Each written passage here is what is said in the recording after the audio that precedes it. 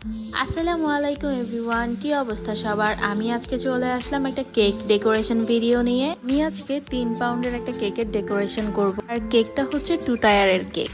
আমি প্রথমেই কেকটা বেক করে নিয়েছি, তারপর মোল্ড আউট করে নিলাম। এরপর কেকের বোর্ডের মধ্যে কেকটা রেখে একটু সুগার সিরাপ দিয়ে নিচ্ছি, তার উপর আমি হুইপ ক্রিম দিয়ে নিচ্ছি। এবার এটাকে সুন্দর করে স্প্রেড করে দিব। তারপর তার উপর আমি একটু করে চকলেট গানাশ দিয়ে নিব। এটা দিলে চকলেট কেকের টেস্টটা ভালো আসে, যেহেতু আমি হুইপ ক্রিমটা হোয়াইট করেছি, চকলেটই করিনি, তার জন্য গানাশটা দেওয়া ইম্পর্টেন্ট। এরপর আমি অল্প ক্রিম দিয়ে পুরা কেকটাকে ক্রাম কোট করে নিব, আর কেকের ক্ষেত্রে ক্রাম কোট করাটা মাস্ট। তারপর এটা আমি 30 মিনিটের জন্য ফ্রিজে রেখে দিয়েছি। এরপর আমি সেকেন্ড পার্টটা নিয়ে নিলাম, সেটাও আমি মাঝখানে স্লাইস করে নিয়েছি, 2 পার্টে করব।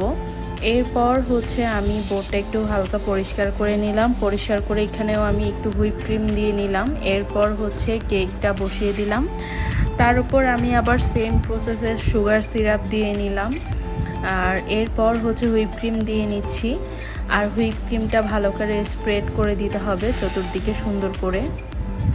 তারপর এর উপর একটু চকলেট গানাশ দিয়ে আবার স্প্রেড করে নিব, তারপর উপরের পার্টটি বসিয়ে দিব। এরপর আবার সেম প্রসেসে সুগার সিরাপ, এরপর ক্রাম কোট করে এটাও আমি 30 মিনিটসের জন্য ফ্রিজে রেখে দিব। এর মাঝখানে আমি একটা কথা বলি, আমি হোল কক্সবাজারে হোম ডেলিভারি দিয়ে থাকি। আর আমার পেজের নাম হোম টাউন ডেজার্টস। কক্সবাজারে যদি বাইরের কেউ ঘুরতে আসেন, অবশ্যই আমার কাছে কেক অর্ডার দিতে পারবেন। এরপর ফার্স্টের পার্ট যেটা আমি ফ্রিজে রেখে দিয়েছিলাম, সেটা বের করে এবার আমি ফাইনাল ফিনিশিং দিব। আমি তার জন্য হুইপ ক্রিম সব দিকে সুন্দর করে দিয়ে দিলাম। দেওয়ার পর আমি একটা প্যালেট নাইফের সাহায্যে সম্পূর্ণ কেকটাকে ভালোভাবে ফিনিশিং দেওয়ার ট্রাই করছি, যদিও বা আমি এখনও পর্যন্ত অত ভালো ফিনিশিং দিতে পারি না, বাট ট্রাই করছি। এরপর একটি স্ক্র্যাপারের সাহায্যে ঘুরিয়ে ঘুরিয়ে কেকটিকে সোজা করে নিচ্ছি। কেকের ফিনিশিংটা যত ভালো করে দেয়া যায়, কেকের আউটকামটা অনেক বেশি ভালো আসে, তাই ফিনিশিংটা খুব ভালো করে দেয়া মাস্ট। আমি এরপর এখানে একটা জিগজ্যাগ ডিজাইন করে নিলাম। এরপর আমি অন্য পার্টটা যেটা ফ্রিজে রেখেছিলাম সেটাও বের করে নিলাম। আর এটা আমি ফাইনাল ক্রিম দিয়ে এটাও সেম প্রসেসে আমি এটাও ফিনিশিং দিয়ে নিব সুন্দর করে।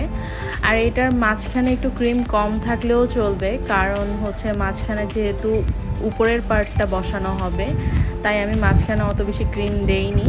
আমি সাইডেও যতটুকু পারছি, মানে যতটুকু দেয়া দরকার, আমি অতটুকু দিয়েই কেকের ফিনিশিংটা ট্রাই করছি।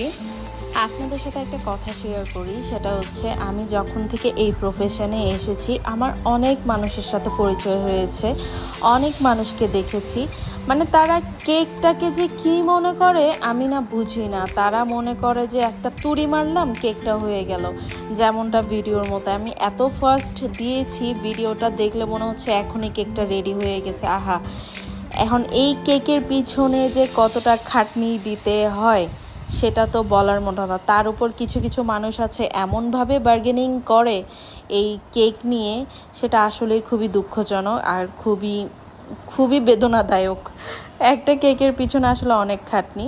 আচ্ছা, যাই হোক, আমি সম্পূর্ণ কেকটা ফিনিশ করা ট্রাই করছি। আমি নিচের পার্টের উপর উপরের পার্টটা বসিয়ে দিয়েছি, এটা যেহেতু 2 টায়ারের কেক ছিল। তারপর আমি এখানে সুন্দর একটি পার্পেল কালার দিয়ে উইথআউট নজেলে একটি ডিজাইন করে নিয়েছি। আর এই কেকটা আমার সেকেন্ড টাইম মেড করা। ফার্স্ট টাইম আমি আমার মেয়ের বার্থডেতে করেছিলাম, সেটা দেখে আমার ক্লায়েন্ট পছন্দ করে সে বলল যে এইভাবেই তার মেয়ের জন্য করে দিতে। তা আমিও সেভাবে করারই ট্রাই করছি। আর পার্পেল কালারটা খুবই সুন্দর ছিল দেখতে, যদিও বা আমার ভিডিও কোয়ালিটিতে পার্পেল কালারটা খুব একটা বোঝা যাচ্ছে না, কিন্তু আমি সাথে পিকচার অ্যাড করে দিব, তখনই বুঝবেন আসলে কেকের পার্পেল কালারটা কীরকম। তারপর আমি আস্তে আস্তে একটা একটা টপার বসিয়ে দিচ্ছিলাম সুন্দর করে, আর এই টপারগুলো না অনেক সুন্দর। এই আমার কেকের ফাইনাল লুক। আর কেমন হয়েছে অবশ্যই সবাই একটু কমেন্ট করে জানাবেন। আর কারো যদি কোনো ধরনের কেকের নিয়ে কোনো ইনফরমেশন লাগে আমাকে অবশ্যই ইনবক্স করবেন। আর কেক লাগলে তো অবশ্যই হোমটাউন ডেজার্টসে ইনবক্স করা লাগবে। ধন্যবাদ সবাইকে।